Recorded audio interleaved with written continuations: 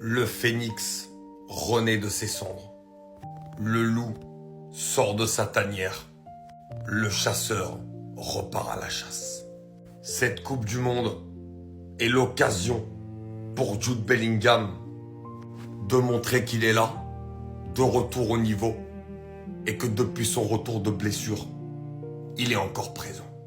Sur cette Coupe du Monde, que ce soit dans ce qu'il donne dans les matchs, et également sur son aspect décisif qui peut changer le cours d'une rencontre, on l'a très clairement retrouvé.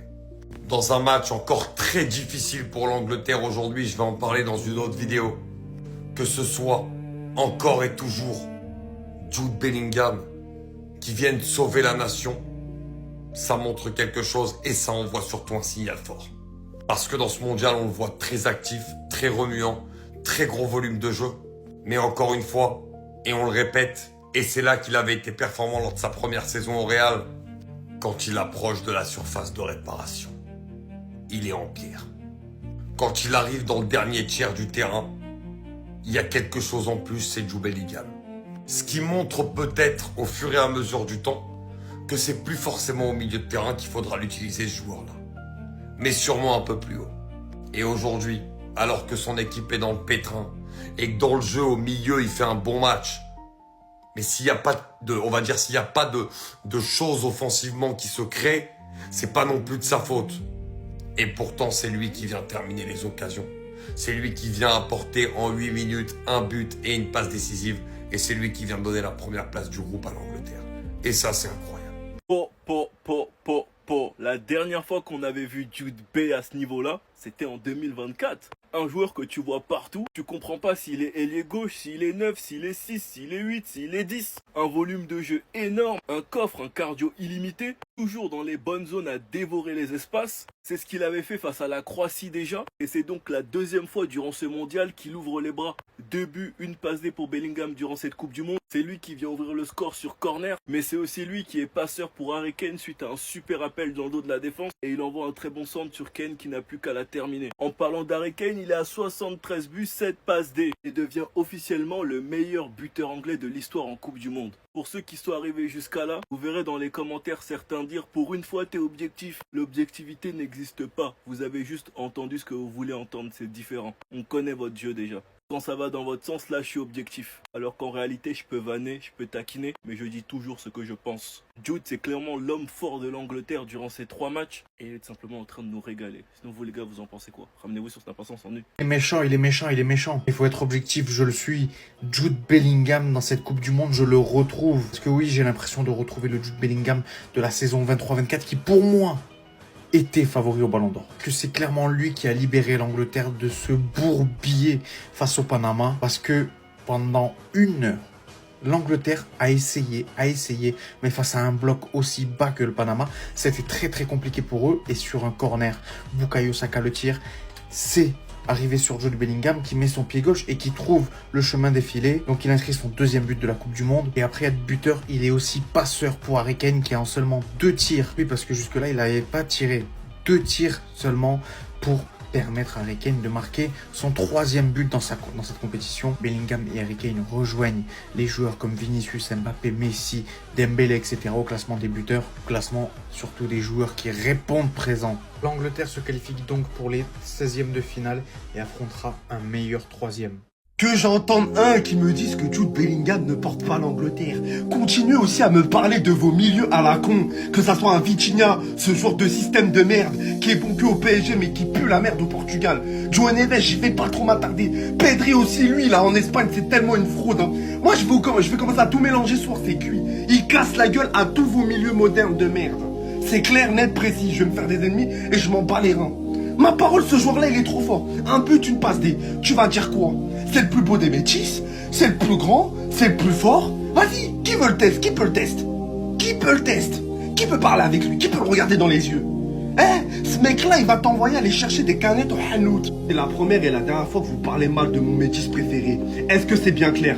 Oui, il porte la sélection anglaise, contrairement à l'autre Bukayo Saka. Parce que lui, je vais ouvrir un dossier. Il pue la merde, ce genre de merde. Hein. Il est surcoté. Hein. Rashford, dans l'ensemble, sur son couloir, je trouvais que ça allait à peu près parce qu'il était quand même percutant, il apportait du danger.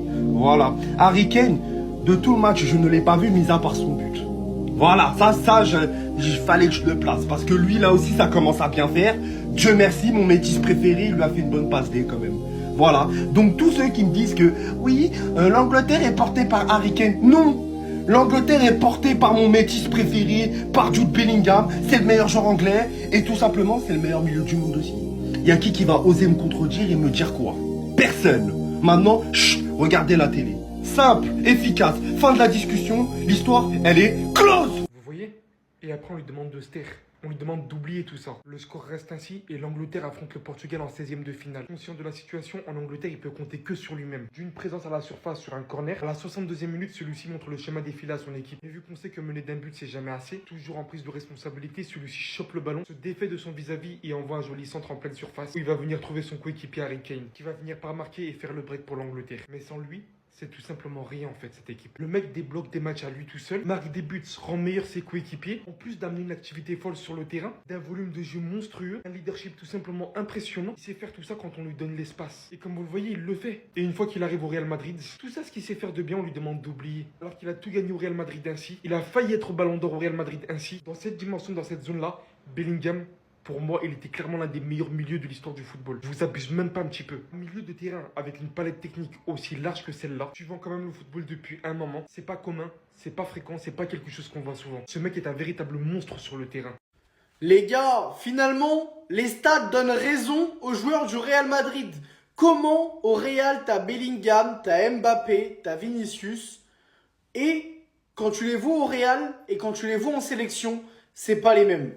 Surtout celui-ci, Jude Bellingham. Les gars, ce soir, victoire de son pays, victoire de l'Angleterre dans un match qui a été quand même très moyen. En première mi-temps, ça a été moyen. En deuxième, c'était plus intéressant. Et c'est passé par lui. Un but, une passe D. Tout d'abord, un but sur corner, sur un bon corner de Saka, qui est la spécialité d'Arsenal, donc c'est logique que Saka les tire bien. Et enfin, il vient te faire 2-3 crochets sans te déposer sur la tête de Kane, but de 0. Les gars, tout n'a pas été parfait dans le match de Bellingham, mais il a clairement un rendu largement meilleur que sa saison à Madrid. Je crois qu'il est sur 2 buts, une passe D en 3 matchs de Coupe du Monde, sachant que le match d'avant contre le Ghana, c'était un pitoyable 0-0. Donc personne n'avait trouvé le chemin des filets. Mais les gars, comment on explique ça? Comment on explique que Vinicius, Mbappé, Bellingham dans cette Coupe du Monde, ils se régalent tous les trois, et qu'au Real, bon, Mbappé, il a fini meilleur buteur, etc. Mais l'entente n'est pas bonne entre les trois. Les gars, le vrai travail de Mourinho dès le mois d'août, ça va être de trouver une solution pour que ces trois-là puissent cohabiter. Et encore, si Vinicius décide de prolonger, pour le moment, on sait que c'est quand même en suspens. En tout cas, les gars, dites-moi ce que vous avez pensé du match de Jude Bellingham, si pour vous, c'est le meilleur milieu de terrain ou non. Bellingham a marqué un but sur corner. En fait, il a fait un centre, Harry Kane a tété. Donc, il a un but, une passe D. Allez-y voir, Bellingham est meilleur que Pedri, il est meilleur que Vitinha, il est meilleur que Rodri, il est meilleur que... Même il se sent. Depuis le premier match, ils sont bizarres. Hein. Depuis voilà le premier match face à la Croatie, où ils ont fait bonne impression, ils sont bizarres. Hein. Aujourd'hui, certes, ça gagne 2-0 face au Panama, dernier match, etc. Mais ils ont joué bizarrement. Hein. Les gars, aujourd'hui, l'Angleterre, en première mi-temps notamment, ils ont énormément galéré, moi je trouve. Le Panama a eu des occasions, ils n'arrivaient pas à marquer. Non! Franchement, les gars, vous êtes sûrs c'est la même équipe qu'on a vu lors du premier match et là, actuellement? Moi, je vous demande, hein. En tout cas, bref, grâce à Jude Bellingham, qui aura été buteur, il aura débloqué le match, un match qui fut long pour l'Angleterre. Parce que voilà, il galérait à marquer, mais il va débloquer la situation. Puis par la suite, il viendra réaliser une passe décisive qui viendra déposer sur la tête d'Harry Kane, qui viendra mettre son 11e but en Coupe du Monde. Il est d'ailleurs, avec son 11e but, il devient le meilleur buteur de l'histoire de l'Angleterre en Coupe du Monde. Franchement, félicitations à lui. En tout cas, grâce à cette victoire, l'Angleterre finit leader de sa poule. Mais franchement, vous êtes sûrs, ils sont toujours favoris, hein? Moi, je demande juste, les gars. Je vous demande. Parce qu'aujourd'hui, là... Moi, je demande, hein. Moi, je demande. Franchement, les fans du Real, ils doivent passer une petite Coupe du Monde assez sympa. Hein. Parce que pour le moment, leurs joueurs, ils répondent présent. Notamment ce fameux trio, Vinicius, Mbappé, Bellingham. Peut-être trois stars en fait de cette équipe du Real Madrid qui pour le moment répondent présent avec leur sélection. Mbappé avec l'équipe de France, il est bon, il est performant sur toute la phase de poule. Vinicius, 3 fois homme du match sur les 3 matchs du Brésil. Le gars est top. Il est parmi les meilleurs buteurs. Enfin, il fait un très bon début de Coupe du Monde. Et Bellingham aussi. Bellingham aussi, il est au niveau. Même si c'est vrai que l'Angleterre, c'est poussif sur les 2 derniers matchs. Mais lui, il est là. C'est certainement le patron de cette équipe. Et ouais, pour le moment, le trio du Real Madrid répond présent. Maintenant, forcément, c'est dans les phases finales qu'on va les attendre, parce que c'est des grands joueurs. Et c'est là qu'on voit les grands joueurs. Et pour le moment, les 3 là, les fans du Real, ils vont espérer que les 3 ils reviennent à ce niveau. Parce que si tu les as comme ça toute la saison, ça fait des différences, ça c'est sûr.